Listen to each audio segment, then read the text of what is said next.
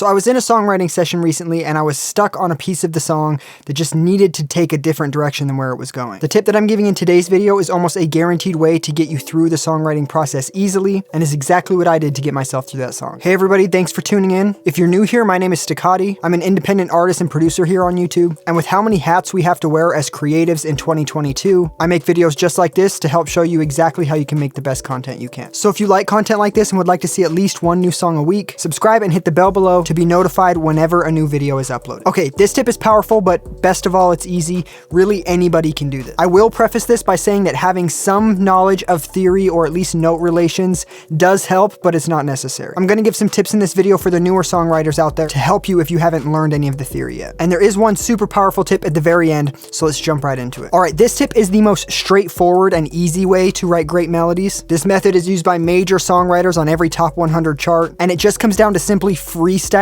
different vocal melodies over the instrumental without worrying about words or singing your best, just freestyling gibberish and then chopping it up and picking the best parts that you can turn into your vocal melody. Alright, for this example, we're over here in ABLETON and I have an instrumental loaded that I'm just going to try a bunch of different stuff to. Now, this is probably going to sound silly to those of you who haven't been in songwriting sessions before, but I promise you this is how so many of your favorite songs have been written. And as a side tip for this one, try different timings. Come in a little bit early, come in a little bit late, try triplets. Doing things like that is going to kind of force you to do something that you wouldn't normally do. So I have this track right here armed and ready to go. I'm going to loop just a small part of the verse because I just want to give an example. I don't want this to take too long. Normally what you would do is actually loop over the whole song or loop over the whole verse and just record maybe 3 or 4 of the entire take. But again, for this example, we're going to do just a couple bars. And each time I'm going to try to do something different. I don't dare take too long. I wait for I don't wait so much. I don't ever deny.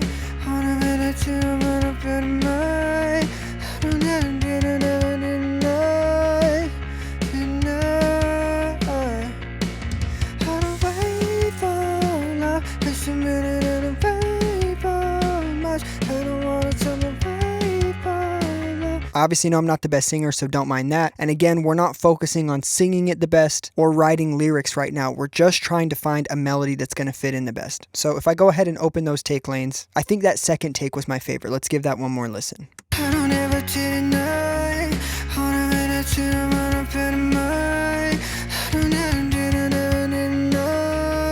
Perfect. So all we would do from there is just swap that out with real lyrics. I'm going to just kind of make up something right here, so it still might be a little bit gibberishy, but you'll get the idea. I don't ever get enough. You said you hold me, but don't hold me up. You don't gotta fake it if it isn't love. 'Cause Perfect, so let's move on to the next one. All right, for the second method, what we're gonna do is actually play an instrument we can play or use the MIDI from our piano roll in our DAW to make a melody that we will then write lyrics to. This is my favorite method for when I'm actually stuck and I want something different than what freestyling is bringing to me. Okay, so here we are in ABLETON and I'm going to do the exact same thing, but this time I'm going to use a guitar to try to come up with something different than I would have been able to come up with freestyling. And the reason that I like using this technique so much is once you've tried the first technique, you're gonna realize how powerful it is and you're probably gonna do that for every song. Sometimes you'll still find yourself stuck because your brain is wanting to kind of do the same things over and over. So without further ado, let's just jump into it and see what we can make.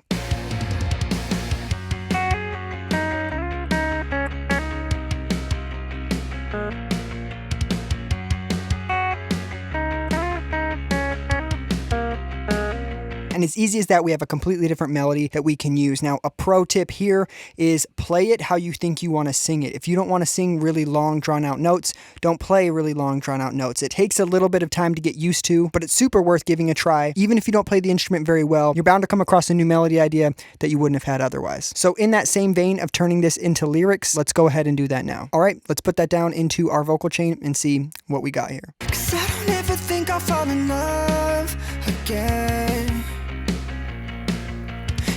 You ever did was give me up, yeah. So now we have two ideas right there, completely different than each other, and we can always go back and tweak them, and obviously go back and re-record them better, especially after we've practiced the piece a little bit and warmed up our voice. I know this technique takes a little bit of getting used to, but I promise it's a technique that's worth learning and keeping in your arsenal. As you saw in the examples we just went over, knowing music theory isn't a necessity, but it can make the process a little bit easier. So I would urge all of you to spend at least 10 minutes a day learning either music theory or how to hear the different relations between notes, or at the very least listening to the music that you love critically and breaking apart what they're doing in their melody. Alright, in this third example, I'm going to be using Autokey to find the key of the song and easily writing melodies with that. And you don't need Autokey to use this technique, but knowing that we have some newer songwriters here, I want to show you how you can do it without really needing to know the theory at all. So I put Autokey on the master bus of the song. Let's go ahead and play it and see what it tells us the key is.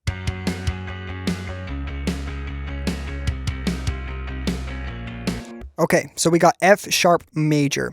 Now, it's going to move around a little bit, and this is where actually knowing the theory helps, especially if you've already played the instrument. It's going to be a little bit easier for you, but this is pretty accurate, and there are some other ones you can get, and Autokey is actually free if you use the mobile version. So you usually get it right with this, but every once in a while, if it's a little bit off, you might need to play with it a little bit and make sure that you're in the right key. Okay, so we have a piano loaded up here, and once you have that key of your song, let's go ahead and make a MIDI clip. Come over here to the scale and let's lock it to that scale. So in this case, it was F sharp major. You can do a similar feature in other DAWs like FL Studio and Logic Pro. And if you want a specific video of this same technique inside of those DAWs, let me know. I have no problem doing that. So once you have a MIDI clip like this created and a simple instrument like a piano loaded, because I will say you can get some unique things using other instruments, I've always found best results with something simple like a piano. So from here, what we want to do is just start clicking randomly, but try to keep it to 2 or 3 notes. Making it too crazy can be a little bit too hard to perform, and a lot of the times the simplest way is the best way. Now, not to bring up too much theory, but I find a lot of the best results come from either the first note, 4th note, or 6th note in a scale. So in this, that would be F sharp, B, and D sharp. The 5th note is also a really good starting point, and it's really common to hear people go back and forth between the 4th and 5th note for almost the whole verse. But again, listen to the music that you like critically and try to see what they're doing, because the more places you can get songwriting ideas from, the better. Okay, and just like that, we have something very basic and easy, and I'll show you how we can turn that into lyrics. So let's listen to what it sounds like. So again, all we're going to do is turn those melodies and that timing into a vocal melody. I had a knife. Okay, and again, dragging this down into our vocal chain, let's go ahead and hear what we got there. And I had a knife, I didn't want to give you away. Now, admittedly, that's not the best example. I didn't really like that melody that I created, but that's the power of this, is now you have 3 techniques that if one of them isn't feeling inspiring, you're almost guaranteed to find something in the other 2. How many times have you had a melody stuck in your head and you're just humming it all day? Melody comes first for me in songwriting, as I think finding the perfect mixture between melody, groove, and emotion is really the secret to a great song. I know so many songwriters who struggle at writing vocal melodies, but they're amazing at piano or guitar, or they can click in really great melodies into their MIDI. So use those same skills and apply them to your vocal melodies. That's going to easily help get you through those moments when you're stuck. Okay, and for the final super powerful tip, and honestly something you should be doing with everything that you create, not just vocal melodies, is to take everything that you made and save it into a sample folder with the BPM and the key information. This way, in the future, when you're stuck again, you have a 4th method of getting yourself through it that are just dragging and dropping melodies that you were already inspired by and liked in the past. This works with drum and melody loops. This works with just lyrics. This works with whole sections of songs. Just because something doesn't fit perfectly in that exact moment doesn't mean it's not going to work in something in the future. And with how easy it is to work in DAWs,